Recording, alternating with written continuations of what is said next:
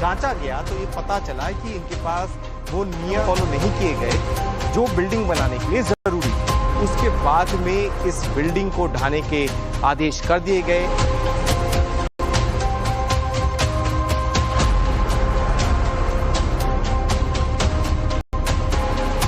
लेकिन ऐसा भी नहीं होना चाहिए इंटेंशनली पर्टिकुलर एरिया टारगेट करके। ये भी थोड़ा, ये तो सबका विकास ये स्लोगन का कंट्राडिक्शन है ना। काम हुआ, बहुत गलत काम हुआ, ऐसा काम होने नहीं चाहिए। जब सरकार जो गाइड दिया सरकार के हिसाब से चलेगा।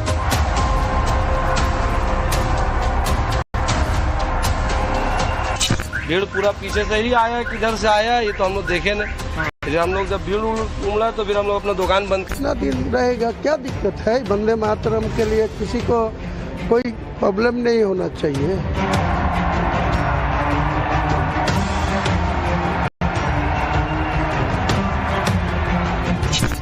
पश्चिम बंगाल में सरकार बदली तो सरकार के फैसलों में बड़ा परिवर्तन नजर आने लगा। नमस्कार, मैं हूं पुलकित नागर, आप देख रहे हैं ग्राउंड फाइल्स। इस बार मैं आपके लिए सरकार के फैसलों में जो परिवर्तन आया उससे जुड़ी हुई खबरें लेकर आया हूं। ग्राउंड फाइल्स में मैं ये भी दिखाऊंगा कि इन फैसलों का पश्चिम बंगाल के ग्राउंड पर क्या असर हुआ।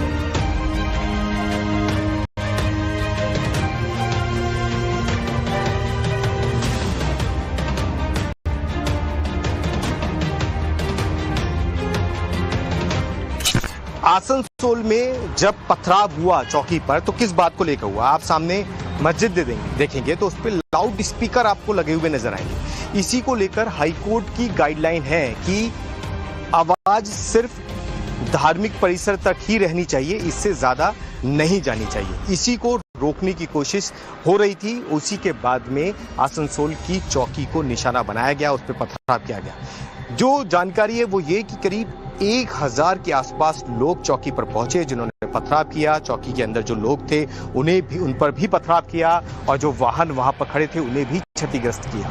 नाराजगी सिर्फ इसी लाउड स्पीकर को लेकर थी कि इसकी जो आवाज थी, पुलिस चाहती है जो नई सरकार बनी है उसके मुताबिक करीब जो हाईकोर्ट के ऑर्डर हैं उन्हीं के हिसाब से इसकी आवाज रहनी चाहिए, परिसर तक ही आवाज रहनी चाहिए। जब इस नियम को, इस कानून का पालन कराने की कोशिश हो रही थी तो उसी में नाराजगी पथराव तक पहुंची। में लाउड स्पीकर इतना ज्यादा तेज नहीं बजना चाहिए कि उसकी आवाज दूसरों को परेशान करे, तो उसी को ना मानने के लिए इस चौकी को निशाना बनाया गया। सबसे बड़ी बात यह है कि सरकार बदलने के बाद से ही इस तरीके की घटनाएं हो रही हैं। आसनसोल की ये चौकी है और यहाँ पर करीब 1000 से ज्यादा लोग पहुंचे, उन्होंने पथराव किया। जगह जगह चौकी पे आपको पत्थर के निशान भी नजर आएंगे। ये आप ऊपर दीवार देखेंगे तो पूरे पथराव के नजर आएंगे। अब इन पत्थरबाजों को तलाशा जा रहा है कि ये पत्थरबाज कौन थे और उसी में अभी तक 11 लोगों की गिरफ्तारी हो चुकी है और ये सिलसिला और बढ़ रहा है और लोगों की भी अरेस्टिंग होनी है। उन तमाम चेहरों को तलाशा जा रहा है जो इसके दोषी हैं। में मुख्यमंत्री पद की शपथ लेने के बाद शुभेंदु अधिकारी लगभग यूपी के मुख्यमंत्री योगी आदित्यनाथ के पद चिन्हों पर चलते हुए नजर आ रहे हैं। फैसला नंबर 1, स्कूलों में वंदे मातरम गाया जाएगा। फैसला नंबर 2, अवैध निर्माण के खिलाफ कार्रवाई होगी। फैसला नंबर 3, राष्ट्र हित में बांग्लादेश के करीब बीएसएफ को वो जमीन दी जाएगी जहां से वो फेंसिंग लगा सके, जिसकी एक बहुत बड़ी मांग हमेशा से उठती रही है। फैसला नंबर 4, स्लॉटर हाउस पर नियम तोड़ने पर कार्रवाई होगी, यानी कि नियमों का सख्ती से पालन किया जाएगा। फैसला नंबर 5, धार्मिक परिसर में किसी भी लाउड स्पीकर पर पाबंदी लगा दी गई है। अब उसकी आवाज हाईकोर्ट के नियम के हिसाब से ही तेज रहेगी, उससे ज्यादा तेज होने पर उसे बंद करा दिया जाएगा। ये फैसले इस ओर इशारा करते हैं कि जो वादा कर बीजेपी सरकार में आई है उन्हीं वादों से जुड़े हुए फैसले शुभेंदु अधिकारी ले रहे हैं।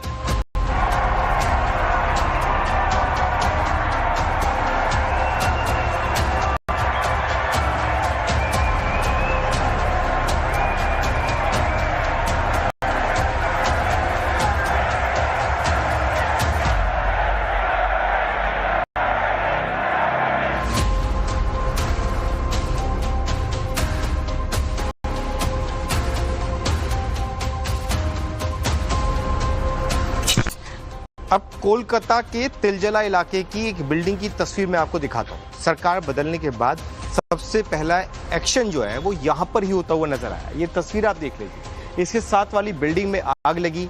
जब जांचा गया तो ये पता चला कि इनके पास वो नियम फॉलो नहीं किए गए जो बिल्डिंग बनाने के लिए जरूरी थे।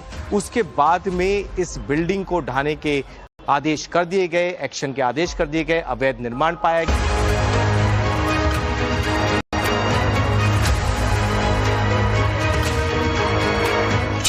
राष्ट्रीय गीत वंदे मातरम 1896 में पहली बार कोलकाता में रविंद्रनाथ टैगोर ने एक सार्वजनिक मंच पे गाया। लेकिन अब नई सरकार नए तेवर के साथ आ रही है और उनकी तरफ से साफ कर दिया गया है कि आने वाले दिनों में बंगाल के सरकारी स्कूलों में वंदे मातरम कक्षा से पहले शुरू होने से पहले गाया जाएगा। तमाम बच्चों को देख लीजिए पहले आप, ये सरकारी स्कूल के बच्चे हैं जो यहाँ मौजूद हैं और एक बड़ा दिन है और किस तरीके से लागू करेंगे। अभी हमको तो टाइम नहीं मिलता था ये शुरुआत करने के लिए, लेकिन बाद में जब ऑर्डर मिला था हमको, हमने कोशिश की थी और स्टार्ट भी किया है। लेकिन जब एग्जाम के टाइम कोई प्रयास नहीं बन रहा है। बाद में जब हमारे नया गवर्नमेंट के जो ऑर्डर मिले तो हम जरूर 1 जून से ये we are very proud of them that both the Bengalis have written it, and really we are eager to start this in the coming session of our school. आपने गाया? हाँ। अब डेली गाएंगे तो एक अलग बदलाव आएगा? हाँ, आएगा। डेली गाएंगे तो एक अलग बदलाव आएगा। हाँ। अभी आपको याद है कि नहीं? नहीं। तो डेली गाएंगे तो याद रहेगा। अभी आप छोटे छोटे बच्चों को देख रहे हैं और इसके साथ थोड़ा टकराव भी हो सकता है आने वाले दिनों में टीएमसी और बीजेपी के नेताओं के बीच में। ये बात मैं आपसे क्यों कह रहा हूं कि संसद में जब वंदे मातरम पर चर्चा चल रही थी, जब भी टीएमसी के कुछ नेताओं ने बीजेपी पर कुछ आरोप लगाते हुए विरोध किया था कि किस तरीके से बीजेपी इसका फायदा लेना चाहती है, राजनीतिक फायदा लेना चाहती है, ये आरोप लगाया था। अब वंदे मातरम जब स्कूलों में गाया जाएगा तो एक राष्ट्रीय भक्ति और एक राष्ट्र के प्रति समर्पण वाली भावना सुबह से ही बच्चों के अंदर नजर आनी शुरू हो जाएगी। मैम, वंदे मातरम जब स्कूलों में शुरुआत में प्रार्थना के दौरान गाया जाएगा तो आप इसे किस तरीके से देखते हैं, क्योंकि एक बड़ा बदलाव सरकार बदलने के साथ साथ सरकारी स्कूलों में किया जा रहा है। देखिए, वंदे मातरम ध्वनि से तो हमको कोई बंगाली लोगों का एंड आई थिंक कोई इंडियंस को कोई देमत नहीं होना चाहिए।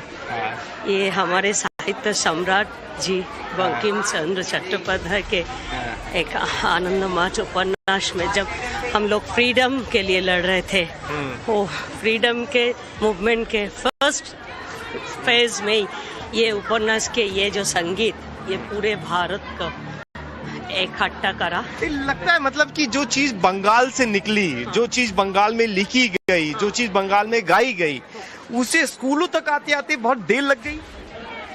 ऐसे नहीं, ठीक है, जब आए तो ठीक है, better late than never, always we welcome that. और बंगाल ने शायद इसके बदलाव के लिए ही इतना कुछ बदल दिया। हमारा भी जो जातीय संगीत जो वो भी हमारे रविंद्रनाथ टैगोर जी, वो भी उन्होंने लिखा था, रविंद्रनाथ कवि, वर्ल्ड पोएट। सो उनका जो हमारा जो नेशनल एंथेम तो वो भी हम रोज गाना गाया करते थे। और इस टाइम लेकिन अब सब सरकारी स्कूलों में सुबह प्रार्थना के दौरान एक अच्छा बदला तो है ही, अच्छा ही होगा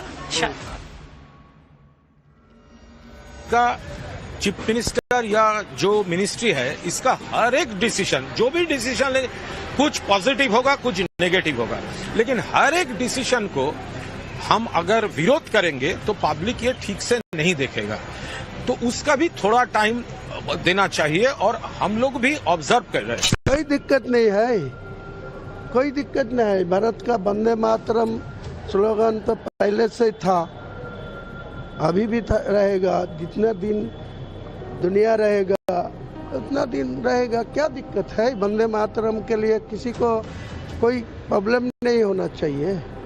ये बदलाव इस ओर इशारा करते हैं कि आने वाले दिनों में पश्चिम बंगाल में बहुत कुछ होने वाला है।